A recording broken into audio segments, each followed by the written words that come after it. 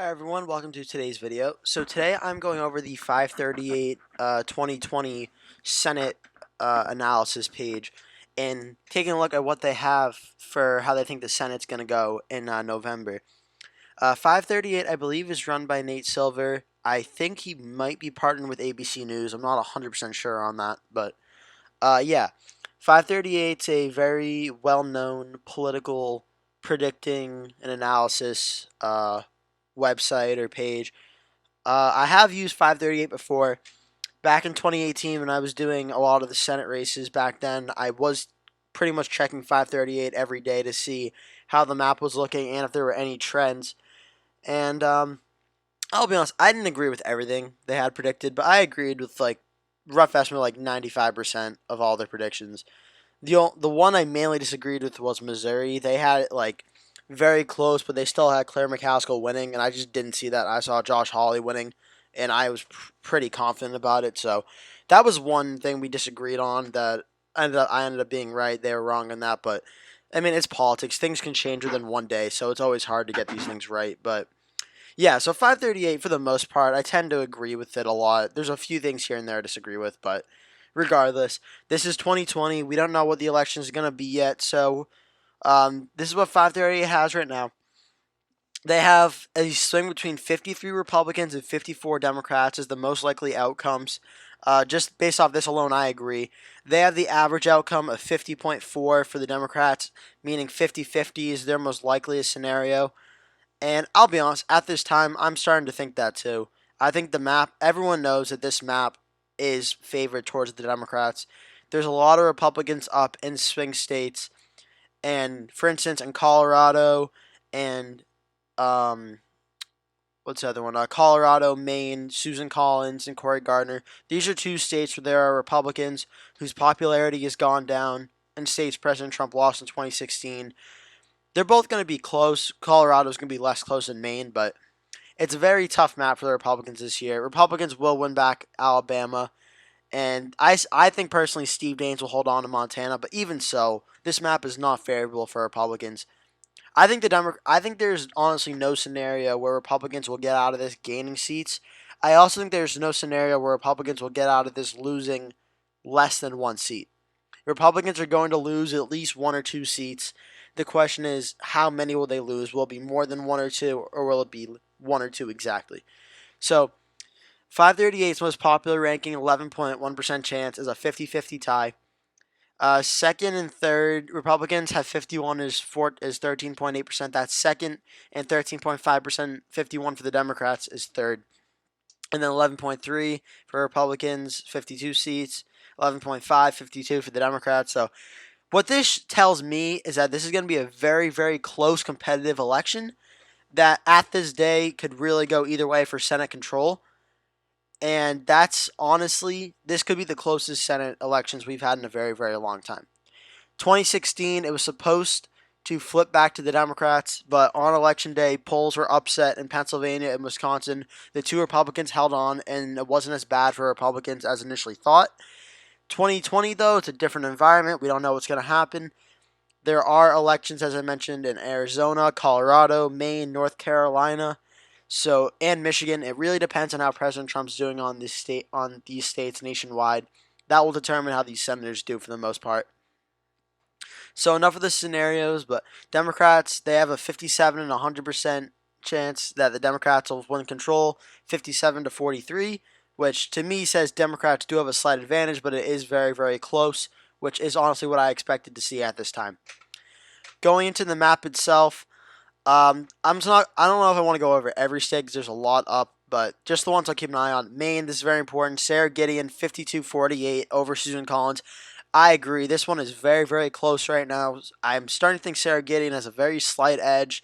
The polls are showing it. I don't think I've seen a poll with Susan Collins winning in over a year. It's very, very close, but Sarah Gideon is the slight favorite. New Hampshire, Jeanne Shaheen is going to beat Corky Messner. Jeanne Shaheen's very popular in the state of New Hampshire. She should have no problem winning here. Massachusetts, we saw the Ed Markey, Joe Kennedy primary. Ed Markey will probably win re-election here. There's not really much contention about that. Connecticut doesn't have enough. Rhode Island does. Jack Reed, he'll win. New Jersey, Cory Booker, he'll win here. That's really No contention there. Virginia, Mark Warner versus Daniel Gade. Daniel Gade, I think it'll be Daniel Gade will do better than the polls suggest. I could see Mark Warner getting like 55 and then Daniel Gade getting like 55 or something like that. But it's going to be a lot of people probably won't vote for Mark Warner just because they assume he's going to win. So Daniel Gade might make it a little closer, but Mark Warner is going to win big here, no question. Delaware, Chris Coons is going to win against Lauren Witzke. I'm 100% sure on that one. He's going to win there. West Virginia, Shelley Moore Capito, she's going to win big. Kentucky, Mitch McConnell, 95-5. That's about right. He's going to win again. Amy McGrath is not going to win. North Carolina, Cal Cunningham over Tom Tillis, 62-38. This one is very close. They have it as lean D right now. Honestly, I would put it a little closer. I'd put it like 55-45. But regardless, I do think Cal Cunningham is ahead right now. I think Tom Tillis is less. He's running behind President Trump. He's not as popular as President Trump. I think President Trump will win North Carolina anyway, regardless of how Tom Tillis does. But we could see a 2016 scenario where Trump wins the state, but statewide for governor and senator flips. The governor did go for Democrat in 2016, and I think it will again in 2020. So I could see Tom Tillis losing here. Lindsey Graham is going to win in South Carolina, 84-16. I don't even see why it's this close. I mean, I'm not buying into it. Lindsey Graham's going to win. He's going to win big. It's not going to even be this close. Georgia, David Perdue versus Jon Ossoff. David Perdue is going to win. I'm 100% confident in that. The other question is this one, Kelly Loeffler versus Doug Collins. It's looking like it's going to be a runoff, but it's going to be down to Kelly Loeffler and Doug Collins. I'm still sticking with my prediction that it's a runoff between the two and Doug Collins ends up winning, but we'll have to wait and see what happens on Election Day. Alabama, Tommy Tuberville versus Doug Jones, 73-27. I wouldn't even think it's this close. Tommy Tuberville is going to crush Doug Jones. That's set in stone right now. Mississippi, I agree with. Louisiana, I agree with. Arkansas, yep. Iowa's an important one. Joni Ernst, Teresa Greenfield. I agree with this. Polling shows it's very close. Some have Teresa Greenfield up. However, polling in Iowa, we've learned throughout several elections, is very, very wacky. Joni Ernst was supposed to lose back in 2014, according to the polls. She ended up winning by about 5 or 6 points. Kim Reynolds, the governor, was supposed to lose in 2018, according to the polls. She ended up winning by about 2 or 3 points. So the polling in Iowa typically underpolls Republicans. I think Joni Ernst will pull upset in terms of polling data. She will win here again and be elected for another 6 years. The state of Minnesota, Tina Smith, Jason Lewis, 92-8. This one I totally disagree with. I don't think Jason Lewis will win, but instead of 92-80 or 92-8, I think it's more like 60-40 right now. I think Jason Lewis is coming out of nowhere. He's making it very, very close.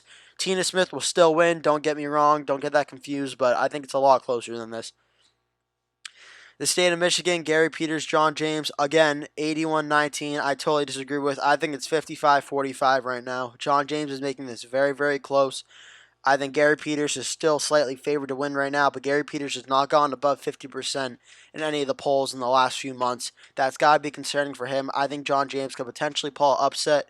However, Gary Peters is still favored at this time, but 81-19 is not even close to where the race is right now, in my opinion.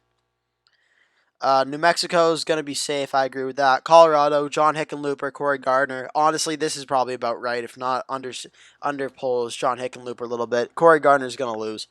I mean, Cory Gardner, he's a Republican who supports President Trump in a Democratic state of Colorado. Colorado's just trending away from President Trump. Maybe Marco Rubio would have done better in Colorado than Trump would have, but regardless, John Hickenlooper, popular former governor, he's going to beat Cory Gardner. Wyoming is safe. Montana, Steve Daines, Steve Bullock, 69-31. I agree with this. I mean, Steve Bullock's popular. He's the most popular Democrat they could have run, but Steve Daines is going to win re-election. I'm very confident in that one. Arizona, yeah, 78-22. Mark Kelly over Martha McSally. The polls are starting to get closer, but the writing's been on the wall for this one for months. We know Mark Kelly's going to beat Martha McSally.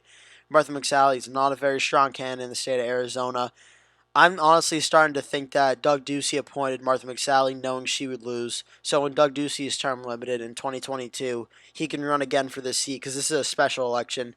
And the race for the full term is in 2022. I think it's going to be Mark Kelly versus Doug Ducey. And Doug Ducey's hoping Martha McSally loses this time around so he can run, which I think he might get his wish, to be honest, because I don't think Martha McSally is going to win. Oregon will be the last one. Actually, might be the last one I talk about. Jeff Merkley is going to be safe. Alaska, Dan Sullivan, Al Gross. I think Dan Sullivan wins. It's not going to be too competitive. So yeah, that's more or less. I think I got to most of the states I want to talk about. The rest of that I didn't get to are relatively safe. This is the chart down here. Chances of controlling the Senate. It's been very consistent at about a 60% chance for Democrats to have the majority. Now it's at about 57-43. It's about 60-40 pretty much. They have Democrats taking it. The map, they've had 51-49, 50-50 for so long. This map is just not really favored for the Republicans to win. It's just really not. This map favors Democrats, but right now I have it as 50-50. But as we get closer to election day, we'll find out if things change. So that's going to be it for today's video. Thank you so much for watching. Please remember to like and subscribe, and I'll see you in the next one.